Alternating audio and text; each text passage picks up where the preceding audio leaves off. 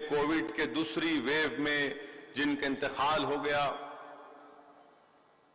میری اللہ سے دعا ہے کہ اللہ سبحانہ و تعالی ان تمام مرومین کے خاندان کو اللہ صبر عظیم عطا کرے، اور اللہ سبحانہ و تعالی رسول اللہ صلی اللہ علیہ وسلم کے صدقہ طفیل میں اس وبا کو اللہ آسمانوں پر اٹھا لے۔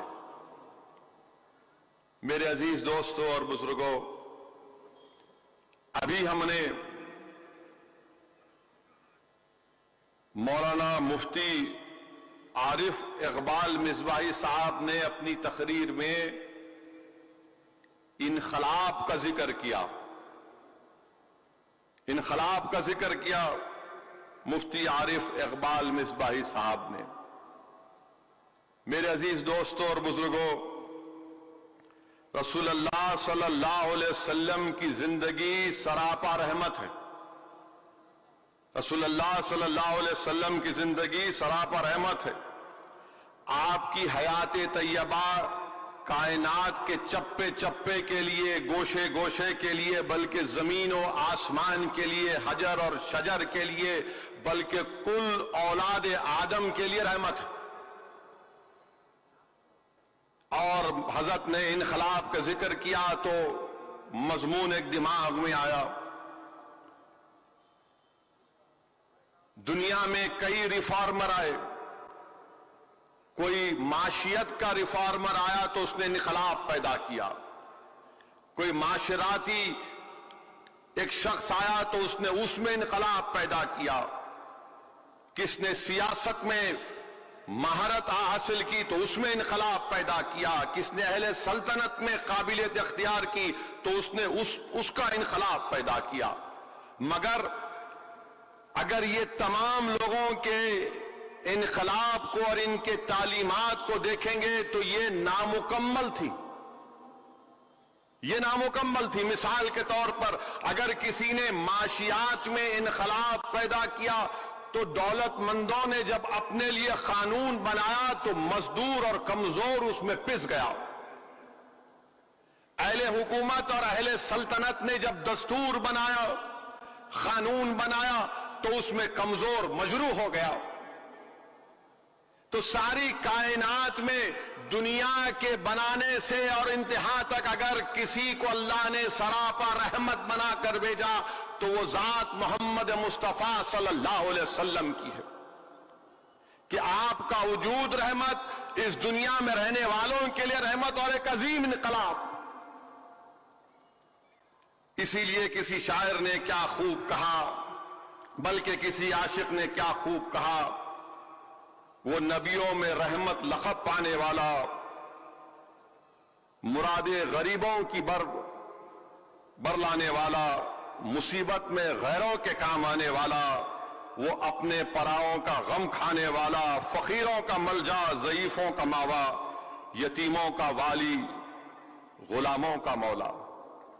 میرے عزیز دوستوں اور بزرگوں، تو ہم نے دیکھ لیا کہ انقلاب لائے مگر وہ انقلاب کا اثر نہیں رہا۔ کوئی انقلاب طاقت کے بلبوتے پر، بندوق کے بلبوتے پر، خون ریزی کے بلبوتے پر انقلاب آیا مگر انقلاب ختم ہو گیا۔ میرے عزیز دوستوں اور بزرگوں، میں آپ پہ بتانا ضروری سمجھتا ہوں کہ اللہ کے رسول صلی اللہ علیہ وسلم سے صحابہ کرام بے انتہا محبت کرتے تھے۔ جتنے کائنات میں جس کسی نے اپنی زندگی کو پالا یا چل رہا ہے وہ سب صدقہ نبی کریم صلی اللہ علیہ وسلم کا۔ حضرت مقداد رضی اللہ تعالی عنہ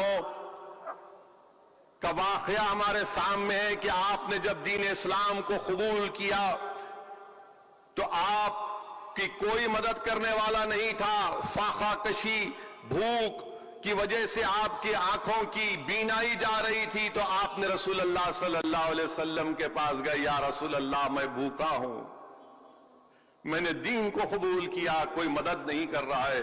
اللہ کے رسول صلی اللہ علیہ وسلم نے ان کو اپنے گھر کو لائے اور ان کے ساتھ ان کے 2 ساتھیوں کو 3 بکریاں دی اور کہا کہ مقداد جب تک تم اپنی روزی کا انتظام نہیں کر لیتے، 3 بکریاں لو اور اس کا دودھ پیتے رہو۔ تو معلوم ہوا رسول اللہ صلی اللہ علیہ وسلم نے بھوکوں کی بھوک کو مٹایا۔ اب آپ دیکھیے اس کے بعد رسول اللہ صلی اللہ علیہ وسلم مزدوروں کی بات آئی، مزدوروں کی، محنت کشوں کی بات آئی، تو رسول اللہ صلی اللہ علیہ وسلم نے مزدوروں سے محبت کی، ان کے حقوق کو دنیا کو بتایا، اور دنیا نے دیکھا کہ اللہ کے رسول صلی اللہ علیہ وسلم نے مزدوروں کے ہاتھ کو بوسا دیا۔ حدیث شریف میں ہے کہ اللہ کے رسول صلی اللہ علیہ وسلم نے ایک صحابی کو دیکھا، ان کے ہاتھ بڑے سخت تھے، تو پوچھا یہ ہاتھ تمہارے سخت کیوں ہیں؟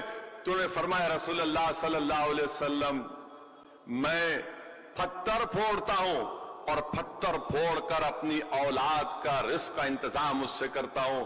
تو اللہ کے رسول صلی اللہ علیہ وسلم رحمت للعالمین نے ان کا ہاتھ پکڑ کر اس کو بوسا دیا۔ اب آپ بتائیے، آج دنیا کہتی ہے مزدوروں کو ان کا حق دو، مزدوروں کا ان کا حق دو۔ کس نے مزدوروں کے وقار کو بلند کیا؟ کس نے مزدوروں کے ہاتھ